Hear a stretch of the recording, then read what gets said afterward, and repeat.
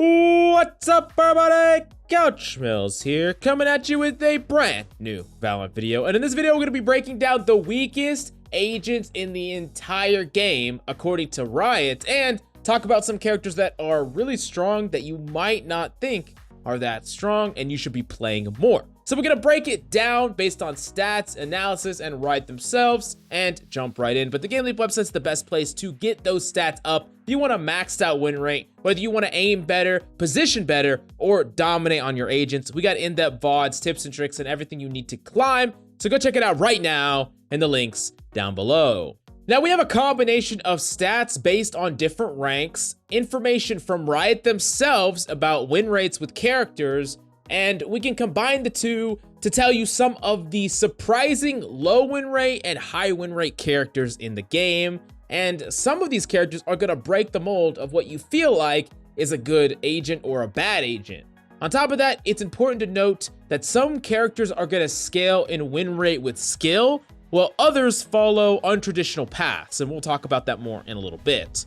First off, let's talk about some general low win rate agents, and one of them is Astra. Although Astra does have a decent win rate when we get to the highest ranks, in the majority of ranks, Astra doesn't really have that great of a win rate, unfortunately, and it's pretty obvious why. Astra is a character that relies a lot on team play and cohesion to make work. And if you're solo queuing with Astra, I can't imagine you're having a great time, nor are you winning all that much unless you're an absolute god.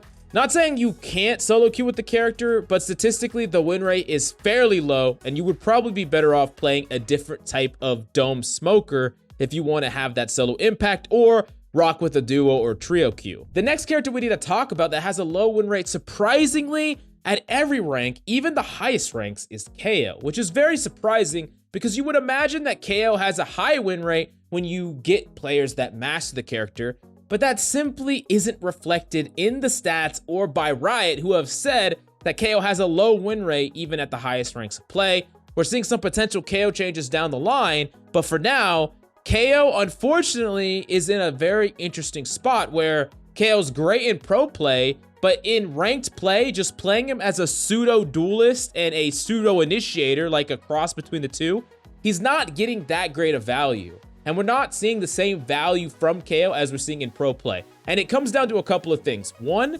players aren't setting up their allies with these over-the-top flashes in the same way that we see in pro play. And two, players on your team aren't actually taking advantage of the information and space denial that KO is bringing to the table. Let me give you an example. If KO hits multiple players with a knife, noting what players are hit and noting how you can push up and take space because there's certain abilities that are off the table for a certain amount of time, that's what a pro would be able to do. But an average ranked player, not so much. Even an advanced ranked player might just say, oh, we got some information about this knife, while neglecting the entire second part of the ability that it's turning off all this utility that could stop a push, stop you from pressing, stop you from putting pressure, or setting up a joint play. So there's a lot of things that can be enabled with KO at a pro level that is not being enabled in a ranked level. So for that reason, KO surprisingly low win rate. Now let's move on to the other side of the spectrum. Some characters that actually have universally high win rates and a little bit of caveats here and there based on what MMR they're really shining in. So first off, let's talk about Sage. Sage has a high win rate at every elo. From high to low, Sage is winning a lot, which is crazy, especially when you think that a lot of players don't necessarily respect Sage in the same way. They're like, hey, I don't really want a Sage here. Can you play something different? But Sage is winning a lot in every single rank. And that's actually great for you Sage players. And for those of you who, maybe have been staying away from Sage because you think she's a bad pick, that's not necessarily true. On the maps that Sage are good on, Sage is phenomenal, and you could probably find a lot of situations where you can just make a Sage work. And I do think that Sage is a really powerful character that has a nice, diverse kit, capable of denying space with her wall and her slow, capable of a amazing post plant or retake scenario, and then the res is probably one of the best ultimates in the game. So all in all, Sage is that one true package, not to mention her heal, I forgot to mention that, but Sage is really, really great. And I think very underrated right now. Next up, two characters that have pretty decent win rate overall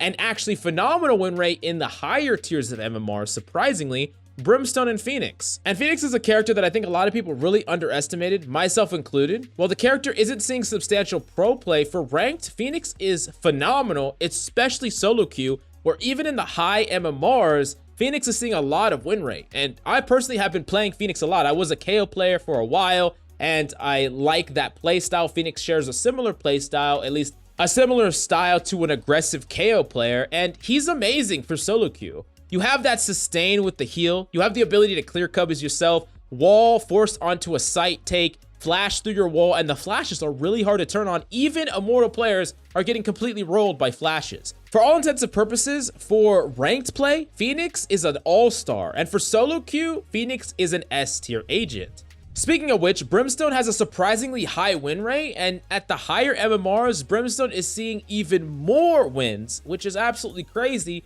because a lot of people think that Brimstone is weak or he's a low skill character. But really, Brimstone brings a lot of stability into a game, for one. I think he's very reliable. His stim beacon is underrated. Having Molly lineups, you can get even more impact with the character.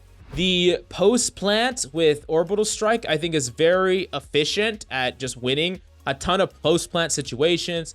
The win condition of a fight is a lot different when you have that sort of delay and the Molly on top of that. And all in all, I think this character is another underrated character. He might not be flashy or as fun to play as some of the other characters, but you're gonna win more with him, especially if you put in the time to master this character. Next up, we do gotta talk about characters that have a high win rate when mastered. So I want you to understand that there are kind of 3 different types of characters that you would see. Characters that have a very abnormal scale with their win rate. Like maybe in the high ranks, they have a lower win rate than the low ranks. And in some ranks, like some middle rank, they have a spike. For whatever reason, it could just be completely random. That can happen sometimes depending on some different things about characters and getting punished depending on a certain skill level of aim. That could happen.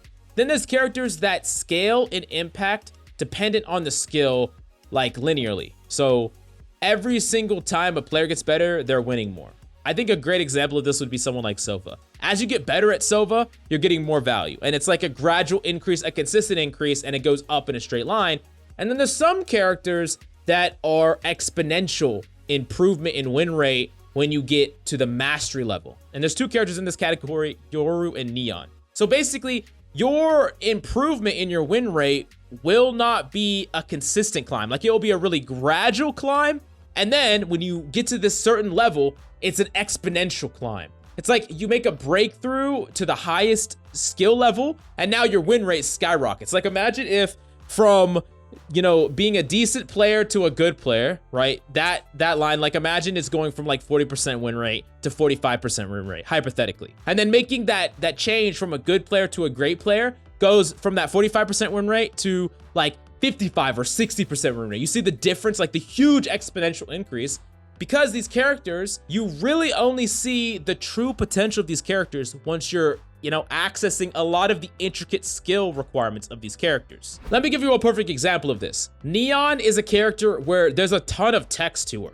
Like, I went in and I had to learn all these texts when I was playing Neon for quite some time, and you have to time a lot of the text properly. Not only do you have to learn how to jump, land, and slide and forward, backwards, left, and right, but if you're running in a straight line and want to slide straight backwards out of nowhere, you have to time it perfectly, and it takes some practice. Combining that with movement and jumping and knowing when to properly shoot and knowing the lineups to properly stun exactly what you want to stun and slide in, like, there's a lot of things that you have to learn. And you can play Neon in a lot of ranks, even, you know, getting up to Diamond and Ascendant without learning even what you need to on the character if you have decent aim.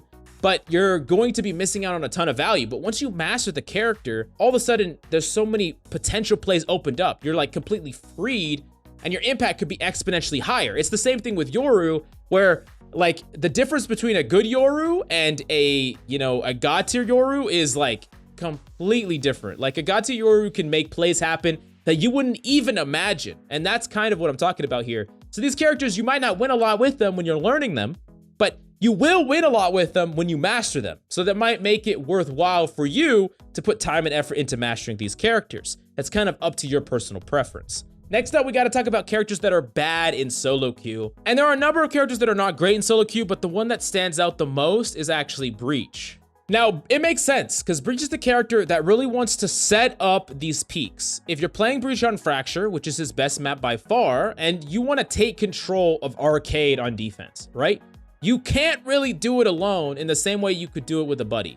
It's way easier for you to play back and stun for an ally and then follow it up with a flash so they could push on the stun than it is for you to try to do that for yourself. He's really a character that is designed to set up others. And when you do set up others, like when you have that duo queue or you have that trio queue, depending on your rank, and you're setting up your teammates, you're gonna get a lot of wins with them. You're gonna have a high win rate. But if you're playing him by yourself, it's gonna be pretty hard to make him work. And that might make you wanna think twice about picking him. I think a good rule of thumb is if you pop into that Fracture, that agent select on Fracture, and you like playing Breach, I would throw out a couple of words. Say, hey, what's up, anyone? What's up? What's up? Anyone wanna combo with me or push in with me? Or maybe just talk to people. And if no one talks, like if you get in a lobby where legitimately no one says a word to you in the pre-selection phase, don't even pick Breach. Like that just sounds terrible, trying to play Breach when no one's talking in your lobby. It would just be a really frustrating experience, and I'm sure you would get more value out of other characters. But it's going to be dependent on a number of situations, but in general, that would be my advice. Now, all in all, does win rate actually reflect whether or not you personally will win with these agents? No, unfortunately, because you might not be playing these agents like the other people in your rank. So it's important to understand that just because an agent has a high win rate or a low win rate at your MMR doesn't mean that you are going to do the same. So take all this information with a grain of salt, but I did want to give it to you so you can make a more informed decision about what characters you're maining and playing in your ranked games. But the Game Leap website's the best place to quickly climb because we have in-depth breakdowns on tons of VOD reviews so you can see exactly what you should be doing on your agents, and you don't have to pay $150, $100 like some of these crazy coaches are charging. Go check it out right now in the links down below.